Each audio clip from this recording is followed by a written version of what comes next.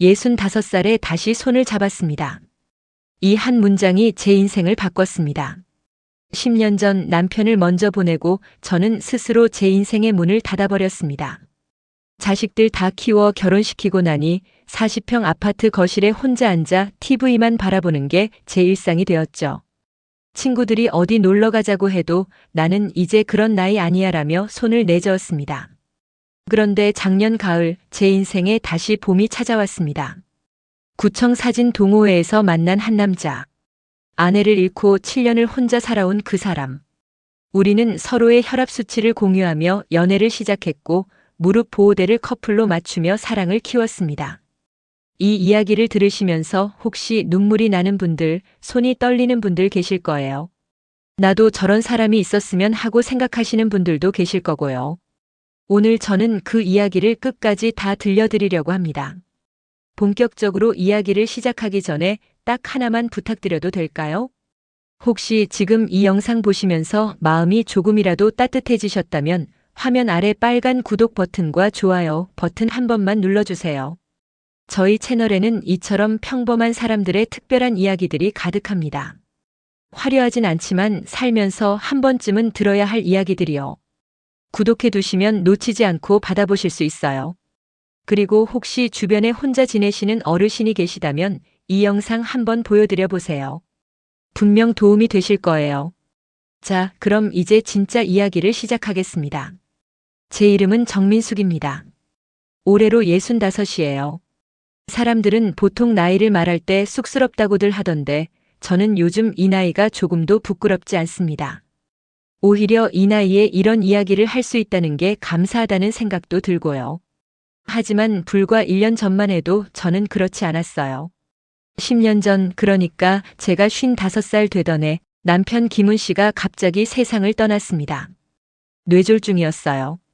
전날 저녁까지도 여보, 주말에 설악산 가자고 했던 사람이 다음 날 아침 눈을 뜨지 못했습니다. 그때의 충격이 얼마나 컸는지 지금도 생각하면 심장이 쿵 내려앉는 것 같아요. 결혼 생활 28년. 어릴 때부터 다음 날이 없다는 걸 알면서도 사람은 참 무심하게 살더라고요.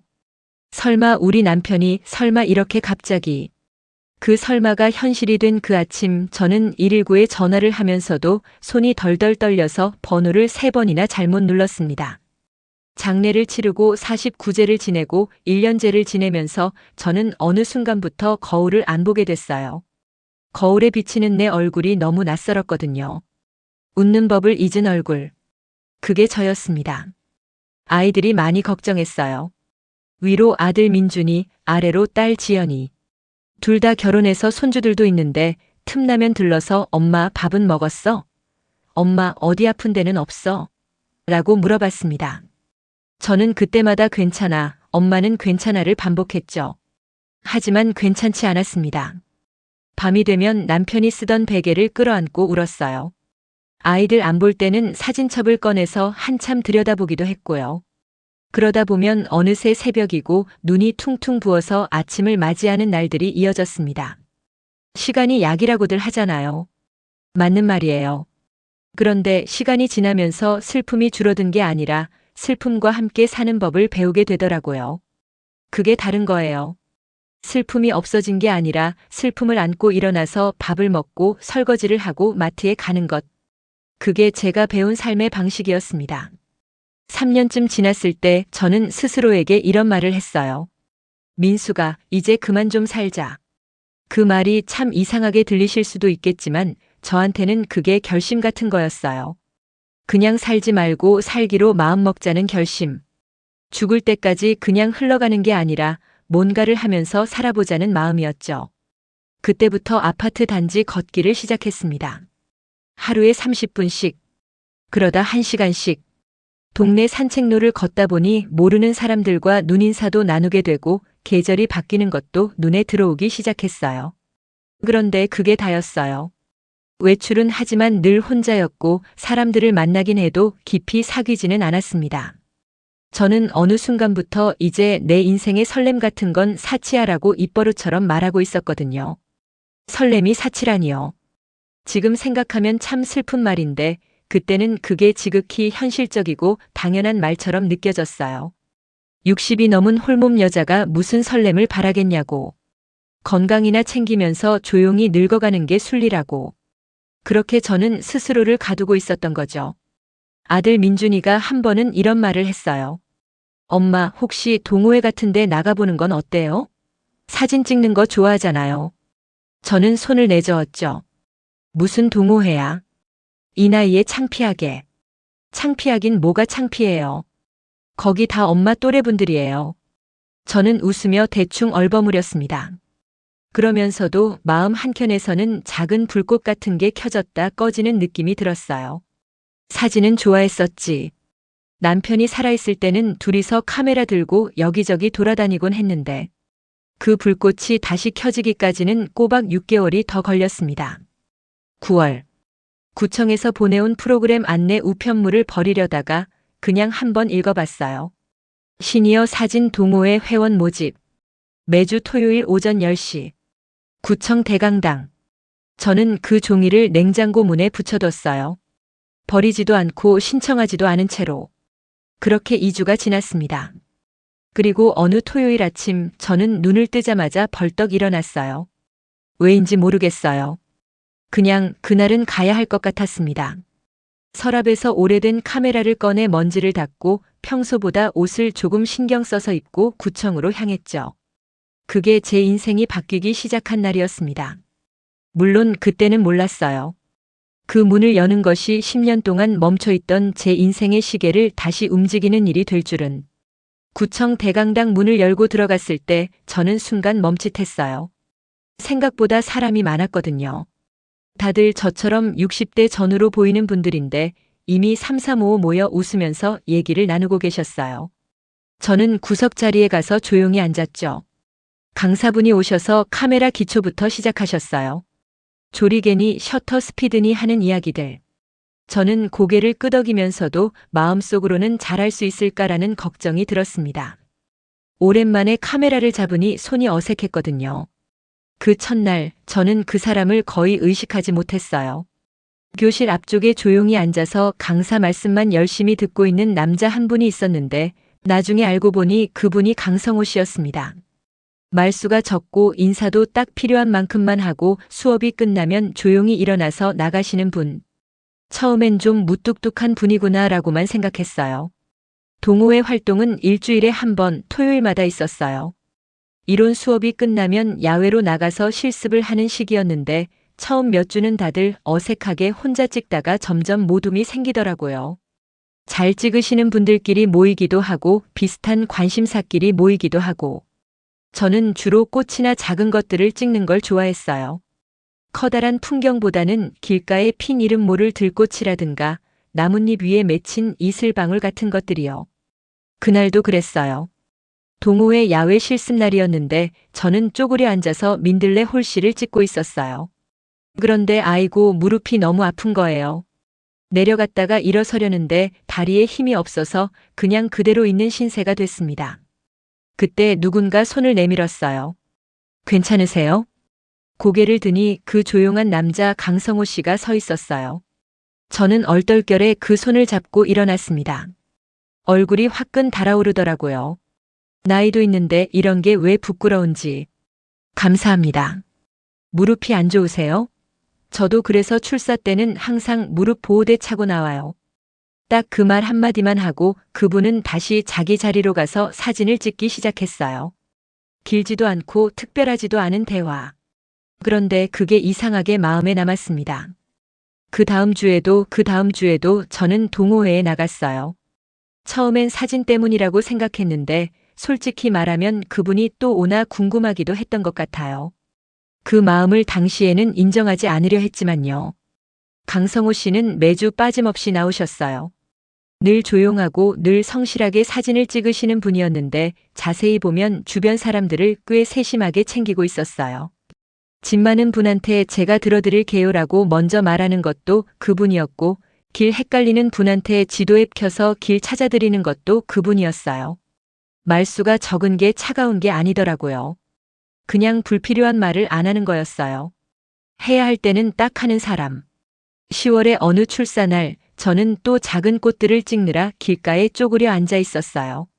이번엔 민들레가 아니라 코스모스였는데 어찌나 바람이 불던지 초점 잡기가 쉽지 않았어요. 한참 씨름을 하고 있는데 옆에 인기척이 났습니다. 바람이 잦아들 때를 기다려야 해요. 제 경험으로는 3초에서 5초 간격으로 잠깐씩 잦아드는 타이밍이 있더라고요. 강성호 씨였어요. 저도 모르게 따라 해봤더니 정말이더라고요. 바람이 잠깐 멈추는 순간 찰칵. 제법 예쁜 사진이 찍혔어요. 이렇게 하니까 되네요. 감사합니다.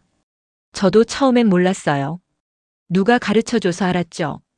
그분은 또 짧게 말하고 자기 할 일을 했어요.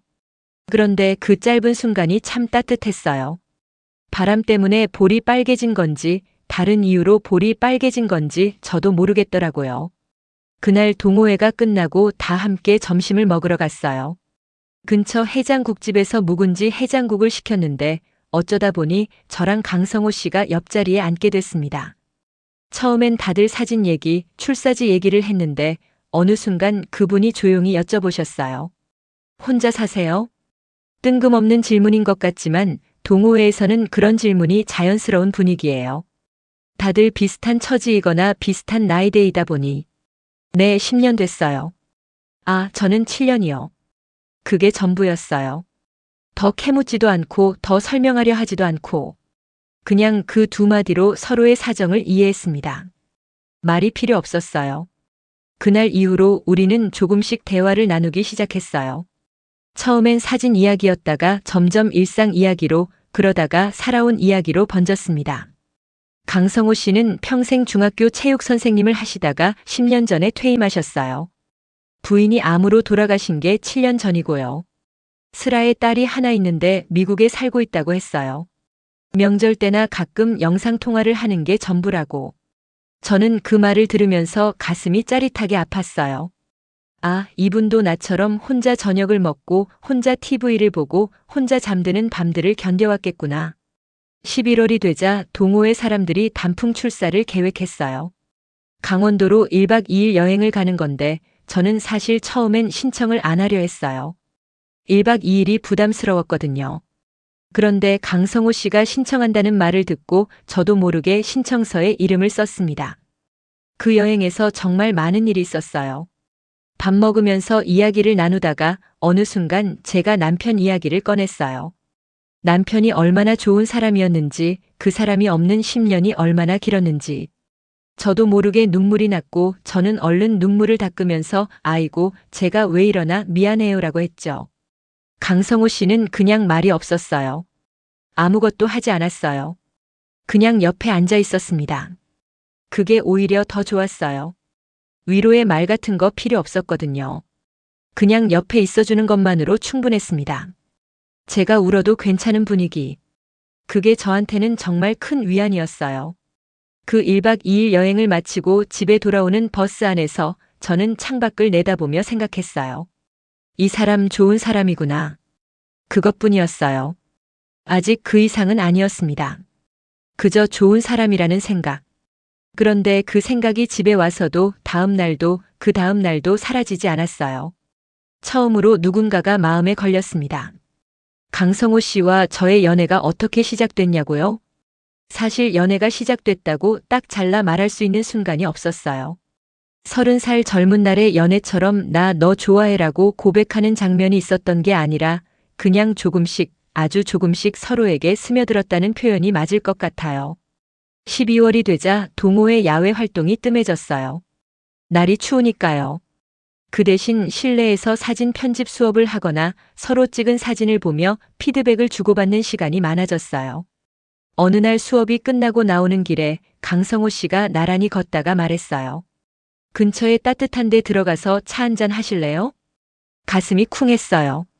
아무것도 아닌 것처럼 자연스럽게 말하는데 저는 왜 그렇게 심장이 뛰었는지 모르겠어요. 좋아요. 작은 카페에 들어가서 둘이 마주 앉아 커피를 마셨어요. 그날 무슨 이야기를 했는지 지금도 다 기억해요. 강성호 씨가 부인을 간병하던 마지막 6개월이 얼마나 힘들었는지, 그래도 마지막까지 함께 있을 수 있어서 다행이었다는 이야기. 저는 남편이 갑자기 갔기 때문에 오히려 마지막 인사를 못한 게 제일 한이 된다는 이야기. 그냥 그런 이야기들을 했어요. 슬프고 무겁고 하지만 이상하게 편안한 그런 이야기들. 헤어지면서 그분이 말했어요. 오늘 좋았습니다. 고맙습니다. 집에 와서 저는 오랜만에 거울을 봤어요. 제 얼굴에 조금 생기가 도는 것 같았어요. 착각인지 모르지만 뺨이 조금 분홍빛 같았고 눈에 뭔가 반짝이는 것 같았어요. 이게 뭔가. 그 감정에 이름을 붙이기가 두려웠어요. 그 다음 주에는 제가 먼저 연락을 했어요. 동호회 단체 카카오톡 방이 있는데 거기서 강성호 씨한테 개인 메시지를 보냈죠. 저번에 차 맛있게 잘 마셨어요. 다음에 제가 살게요. 그 메시지 보내고 핸드폰을 뒤집어 놓았어요. 심장이 너무 뛰어서. 몇 분 뒤에 답장이 왔어요. 좋습니다. 제가 좋은 곳 알아볼게요. 그게 다였어요. 근데 그 짧은 답장 하나에 그날 하루가 다 좋았어요. 그렇게 우리는 일주일에 한두 번 동호회 활동 외에도 따로 만나기 시작했어요. 근처 카페에서 차를 마시기도 하고 날씨가 좋은 날에는 공원을 걷기도 하고 처음엔 짧은 시간이었다가 점점 더 오래 함께 있게 됐어요. 그런데 저희 연애는 정말 특이했어요. 젊은 사람들 연애처럼 밤새 전화하고 매일 만나는 게 아니라 우리는 아침마다 서로 혈압 수치를 공유했어요. 오늘 혈압 어때요? 어제보다 좀 낮아졌네요. 잘 됐다. 저는 오늘 좀 높아요. 약 제때 먹었나 봐야겠어요. 이게 우리의 아침 인사였습니다.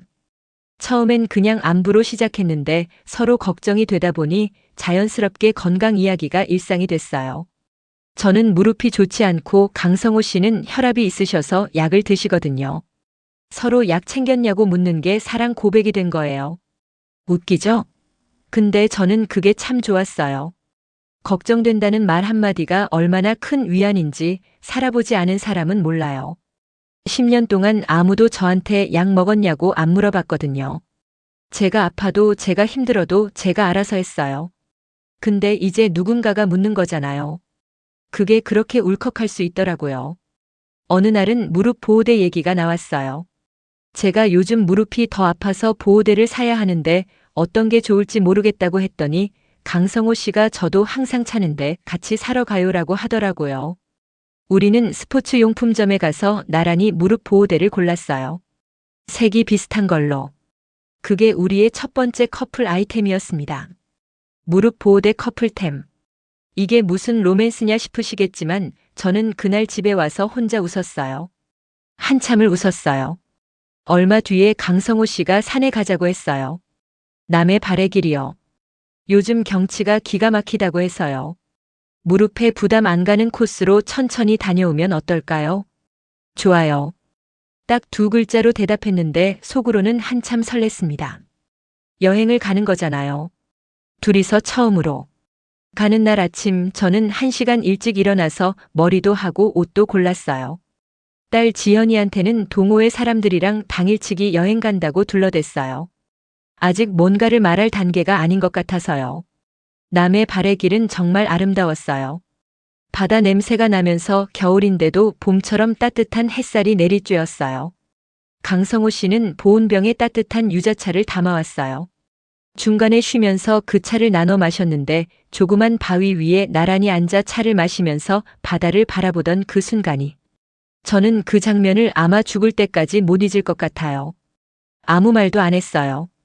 그냥 나란히 앉아서 바다를 봤어요. 근데 그게 너무 좋았습니다. 말이 필요 없는 침묵. 그게 진짜 편안함이더라고요. 돌아오는 길에 강성호 씨가 작게 말했어요. 오늘 같이 와줘서 고마워요. 저도요. 그게 전부였어요. 근데 저는 그날 밤 잠자리에 들면서 생각했어요. 아, 나 이 사람이 좋구나. 처음으로 그 감정에 이름을 붙였습니다. 이름을 붙이니까 뭔가 확실해지는 느낌이 들었어요. 두렵기도 했고 설레기도 했고 이상하게 감사하기도 했습니다. 이 나이에 이런 감정을 다시 느낄 수 있다는 것 자체가 감사했어요. 봄이 왔어요. 겨울 내내 주로 실내에서 만나다가 날이 따뜻해지니 어딘가 가고 싶어졌습니다. 강성호 씨가 강원도를 제안했어요. 춘천 쪽에 호수 둘레길이 있는데요. 평지라 무릎에 무리가 없어요. 천천히 걸으면 2시간 정도 되고 경치가 참 좋대요. 가요. 우리는 기차를 탔어요. 용산에서 춘천행 ITX. 아침 기차였는데 기차 안에서 강성호 씨가 사온 호두과자를 나눠 먹으며 강원도로 갔어요. 창밖으로 스쳐 지나가는 산들을 보면서 저는 생각했어요. 내가 기차를 탄 게 몇 년 만이지. 남편이 살아있을 때는 자주 다녔었는데 혼자가 되고 나서는 기차를 탈 일이 없었어요. 기차는 왠지 혼자 타는 게 이상하게 쓸쓸하더라고요. 근데 이제 누군가와 함께 타니 완전히 달랐어요. 기차 안이 이렇게 따뜻한 데였나 싶을 만큼. 호수 둘레길에 도착하니 막 봄이 시작되는 냄새가 났어요. 아직 나뭇잎은 채 다 나지 않아서 앙상한 가지 사이로 햇볕이 통째로 내려왔어요. 길가에 복수초가 노랗게 피어 있었어요. 저는 카메라를 꺼내서 찍었고 강성호 씨도 제 옆에서 같이 찍었어요. 1시간쯤 걸었을까요? 호수가 한눈에 내려다 보이는 조금 높은 자리에 앉아서 쉬었어요. 강성호 씨가 보온병에서 차를 따라줬어요. 이번에는 생강차였어요. 따뜻하죠? 네, 고마워요. 한참 침묵이 흘렀어요. 나쁘지 않은 침묵이었습니다. 그런데 그 침묵을 깨는 건 강성호 씨였어요. 민숙 씨, 나이 들어서 혼자 산다는 게 뭐가 제일 힘드세요? 저는 잠깐 생각했어요. 아플 때요. 몸이 아픈 것도 있지만 아플 것 같을 때 걱정이 되는 거요. 내가 갑자기 쓰러지면 누가 알아줄까 하는 생각이요. 맞아요. 저도 그거예요. 그리고 밥 먹을 때요. 맛있는 거 먹었을 때 나 오늘 이거 먹었어 라고 말할 사람이 없을 때. 그게 생각보다 많이 쓸쓸하더라고요. 강성호 씨가 고개를 끄덕였어요. 저는 TV 볼 때요. 재밌는 장면 나와도 같이 웃어줄 사람이 없으니까 혼자 웃다가 그냥 멈춰지더라고요. 저는 웃음이 났어요. 그 말이 너무 공감됐거든요. 저도 그래요. 우리는 그렇게 이야기를 나눴어요. 혼자 사는 것의 쓸쓸함들에 대해서. 별거 아닌 것 같지만 사실은 별거인 것들에 대해서. 그러다 강성호 씨가 갑자기 일어나더니 호수 쪽을 바라보며 섰어요. 저는 그 뒷모습을 봤어요. 넓은 어깨 하지만 조금 굽은 등. 세월을 이고 사는 사람의 등이었어요. 한참 후에 그분이 제 옆에 앉더니 제 손등을 툭 건드렸어요. 그리고 쑥스럽게 잡았습니다. 저는 숨이 멎는 것 같았어요. 손이 굳었고 어떻게 해야 할지 몰랐어요. 근데 빼지 않았어요. 강성호 씨가 말했어요. 민숙 씨, 우리 남은 인생은 서로의 지팡이가 되어주면 어떨까요? 그 말을 듣는 순간 저는 눈물이 핑 돌았어요. 지팡이. 어쩌면 그렇게 딱 맞는 말을 찾으셨는지. 사랑해요도 아니고 좋아해요도 아니고 지팡이가 되어주겠습니까? 라니. 지팡이는 아픈 사람이 기대는 거잖아요. 쓰러질 것 같을 때 잡는 거잖아요. 내가 흔들릴 때 잡아줄 거라는 말이잖아요. 저는 잠깐 눈물을 참으려고 입술을 깨물었어요. 그리고 말했어요. 저도 성호 씨 지팡이가 되어드릴게요. 그게 우리의 고백이었습니다. 손을 잡고 한참을 앉아 있었어요. 아무 말 없이. 봄 햇살이 호수 위로 반짝거리고 어디선가 새소리가 들리고 바람이 살랑살랑 불고 그 공기 속에 우리가 있었습니다. 내 생에 다시 누군가의 손을 잡고 길을 걷는 날이 올 줄은 정말 몰랐어요. 그날 집에 오는 기차 안에서 저는 창밖을 내다보다가 눈물이 났어요. 슬픈 눈물이 아니었어요. 뭐라고 불러야 할지 모르는 눈물이었어요. 감사한 것 같기도 하고 미안한 것 같기도 하고 그리운 것 같기도 하고 남편한테 미안했어요. 이제 또 다른 사람 손을 잡아서요. 그런데 이상하게 남편도 이걸 싫어하지 않을 것 같다는 생각이 들었어요. 그 사람이었다면 그래, 잘 살아. 외롭게 살지 마라고 했을 것 같았어요. 그 생각을 하니 눈물이 더 났고 그러면서도 가슴이 따뜻해졌어요. 집에 와서 저는 남편 사진을 꺼냈어요. 한참 들여다보다가 말했어요. 여보, 나 괜찮은 사람 만났어. 좋은 사람이야. 그 말을 하고 나니 마음이 좀 편해졌어요. 허락을 받은 것 같은 기분이었습니다. 아이들한테는 어떻게 말해야 할까 한참 고민이 됐어요. 엄마가 새 남자를 만났다고 하면 아이들이 어떻게 받아들일까? 당황할까, 속상해할까, 아빠한테 미안해할까? 그 걱정이 한동안 저를 짓눌렀어요. 강성호 씨는 아이들은 어른이니까 이해할 거예요. 걱정 말아요라고 했는데 아무리 어른이라도 엄마가 다른 남자 손을 잡고 다닌다는 걸 쉽게 받아들이기는 힘들잖아요. 저는 2달을 더 혼자 끙끙 앓았어요. 그러다가 어느 날 딸 지연이가 놀러 왔어요. 저는 그날 처음으로 이야기를 꺼냈습니다. 더 이상 혼자 안고 있는 게 힘들었어요. 지연아, 엄마 요즘 만나는 사람이 생겼어. 지연이가 밥 먹다가 숟가락을 내려놓았어요. 잠깐 침묵이 흘렀고 저는 심장이 콩닥콩닥 뛰는 걸 느꼈어요. 지연이가 말했어요. 어떤 분이에요? 저는 강성호 씨에 대해서 이야기했어요. 사진 동호회에서 만났고 아내를 잃고 7년을 혼자 살았고 말수가 적지만 세심한 분이라고. 그리고 무릎 보호대 커플템 이야기, 남해 바래길 이야기, 춘천 호수 이야기. 지연이는 끝까지 들었어요. 그리고 말했어요. 엄마, 그분 만날 때 엄마 얼굴이 어때요? 응? 웃어요? 그분 이야기하면서 지금 엄마 얼굴 보세요. 저는 얼떨결에 손으로 제 얼굴을 만졌어요. 뺨이 좀 뜨거운 것 같았어요. 지연이가 웃으면서 말했어요. 엄마 얼굴이 달라졌어요. 요 몇 달 사이에 더 환해졌어요. 저도 눈치채고 있었는데 이유가 있었네요. 저는 눈물이 났어요. 지연아, 엄마가 아빠한테 미안해서. 엄마, 아빠도 엄마가 이렇게 사는 거 싫어하셨을 것 같아요? 아빠가 엄마 오래오래 행복하게 살기를 바라셨지, 혼자 울면서 살기를 바라셨겠어요? 그 말에 저는 한참 울었어요. 지연이가 제 등을 토닥이면서 말했어요. 엄마 잘하고 있어요. 만나세요. 우리가 다 응원해요. 그 말이 어찌나 고마웠는지. 나중에 아들 민준이한테도 이야기를 했어요. 민준이는 잠깐 어색해했지만 엄마가 행복하면 그걸로 됐어요 라고 했어요. 2 아이의 응원을 받고 나니 저는 비로소 당당해진 것 같았어요. 숨길 필요가 없어진 거잖아요. 지금 저희는 어떻게 지내느냐고요? 아주 소박하게 하지만 아주 충실하게 지내고 있습니다.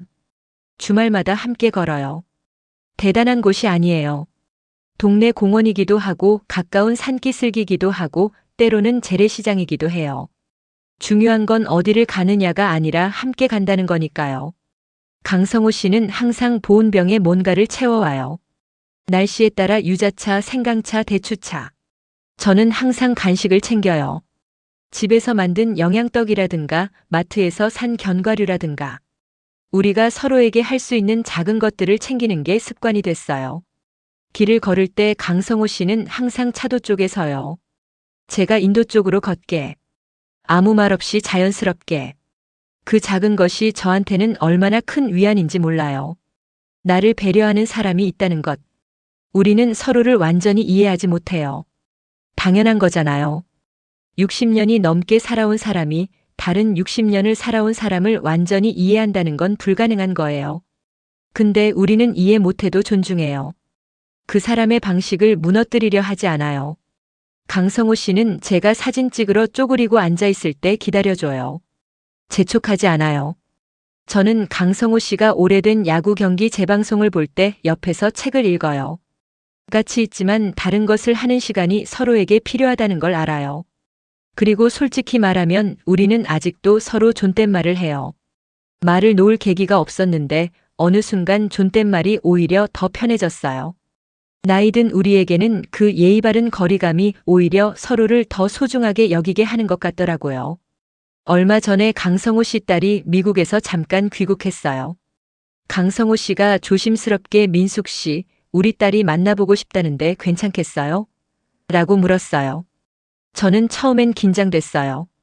그 딸이 어떻게 받아들일지. 만남 날 아침 저는 어떤 옷을 입어야 할지 1시간이나 고민했어요. 너무 차려입으면 어색하고 너무 편하게 입으면 무례한 것 같고. 결국 무난하게 입고 나갔어요. 강성호 씨 딸은 35쯤 되어 보이는 밝은 사람이었어요. 처음에 어색하게 인사를 나누고 밥을 먹으면서 이런저런 이야기를 했어요. 나중에 그 딸이 저한테 말했어요. 아버지 얼굴이 많이 달라졌어요.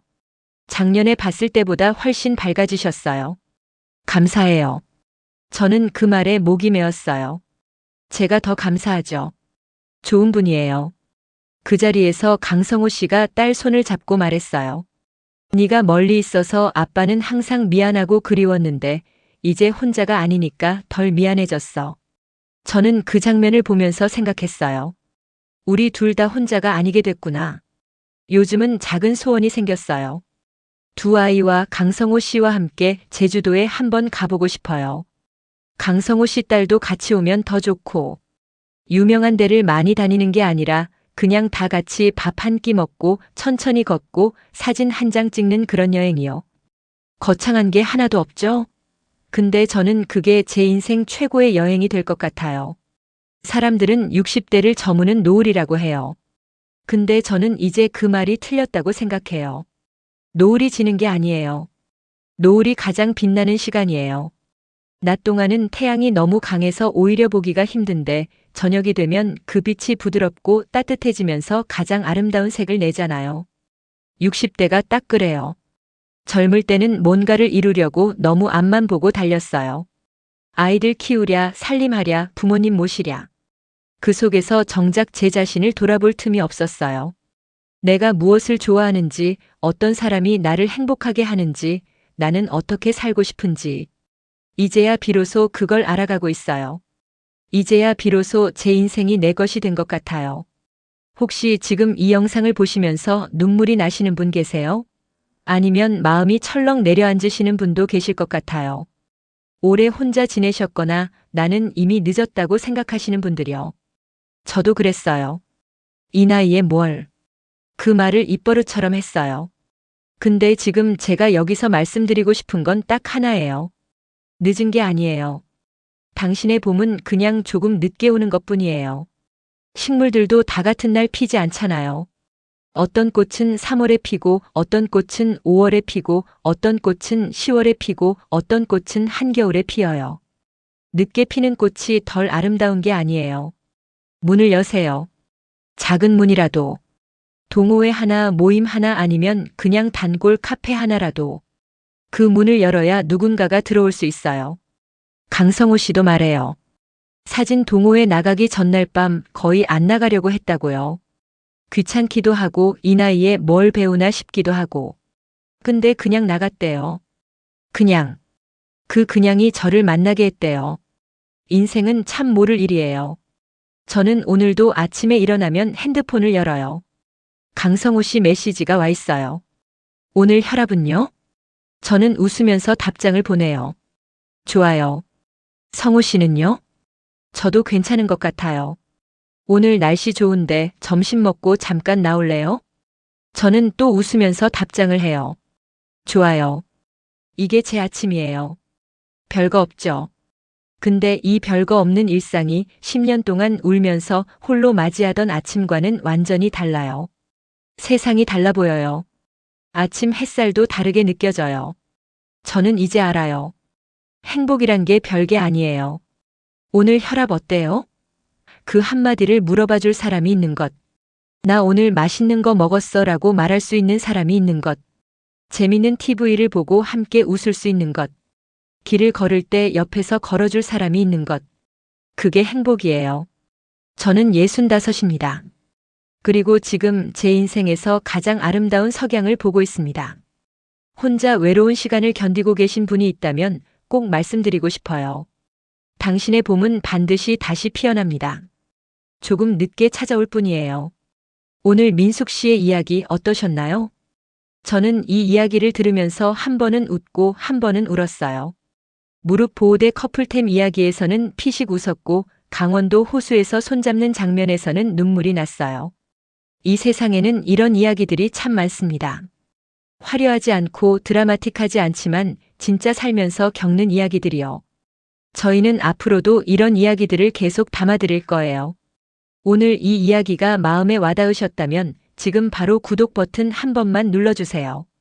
좋아요도 꼭 눌러주시면 이 이야기가 더 많은 분들께 닿을 수 있어요. 혼자 외로운 시간을 보내고 계신 분들이 이 영상을 통해 위로받을 수 있도록요. 그리고 댓글에 여러분의 이야기를 남겨주세요. 비슷한 경험이 있으신 분들 아니면 지금 혼자 이 시간을 견디고 계신 분들. 당신의 이야기가 또 누군가에게 힘이 됩니다. 다음 영상에서 또 만나요. 오늘도 당신의 하루가 따뜻하기를 바랍니다. 감사합니다.